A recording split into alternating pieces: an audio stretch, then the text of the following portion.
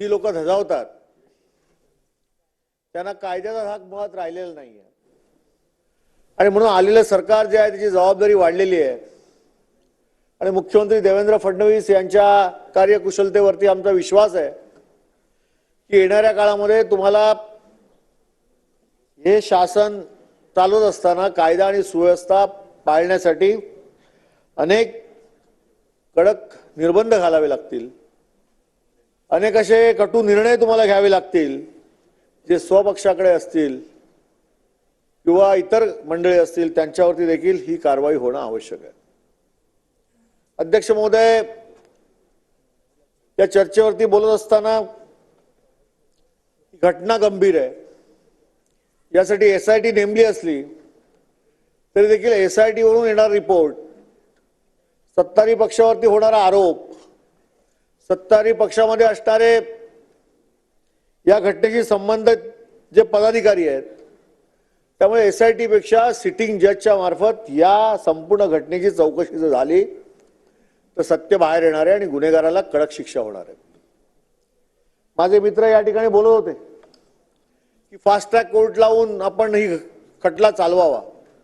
हे तर सत्य आहे, परंतु या गुन्ह्यामध्ये जे खरे गुन्हेगार आहेत ते गुन्हेगार आतापर्यंत या ठिकाणी पोलिसांनी अटक केली नाही, हे दुर्दैव आहे। अध्यक्ष महोदय, या सदनामध्ये काल अल्पकालीन चर्चा लागल्यानंतर 4 गुन्हेगार त्या ठिकाणी पकडले गेले। अजूनही याचे धागेदोरे अजून कुठपर्यंत जातात याचा पोलीस शोध घेत आहेत, परंतु पोलिसांच्या या सगळ्या कारवाईला देखील कुठेतरी त्या ठिकाणी बंधनं घालण्याचं काम जर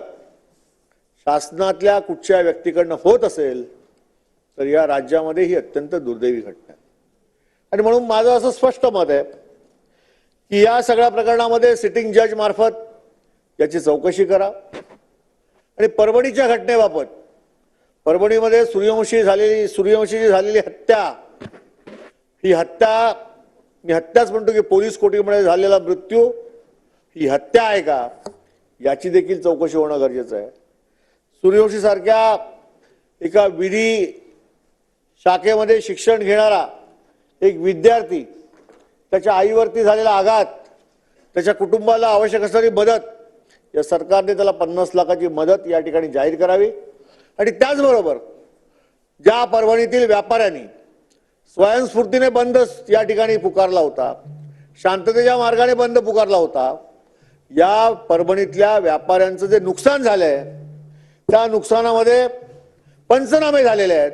अध्यक्ष महोदय, या परभणीतल्या व्यापाऱ्यांच्या नुकसान भरपाई देखील या सरकारने दिली पाहिजे आणि या सगळ्या प्रकरणामध्ये एक वेगळं सामाजिक सलोखा जपण्याचं काम या सरकारकडनं झालं असं मला या ठिकाणी सांगता येईल। आणि म्हणून माझी विनंती अशी आहे की या दोन्ही प्रकरणामध्ये पोलिसांनी सखोल चौकशी करावी।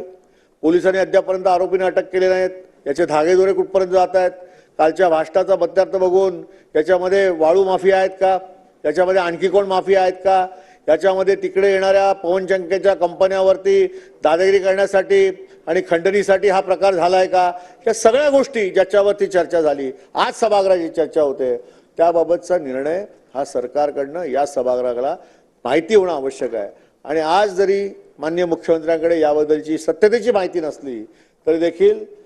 या ठिकाणी सिटिंग जज मार्फत आपण या संपूर्ण घटनेची चौकशी केली तर सत्य समोर येईल, कोणताही राजकीय दबाव याच्यावरती राहणार नाही आणि खऱ्या अर्थाने या ठिकाणी संतोष देशमुख याच्या दोन्ही मुलांना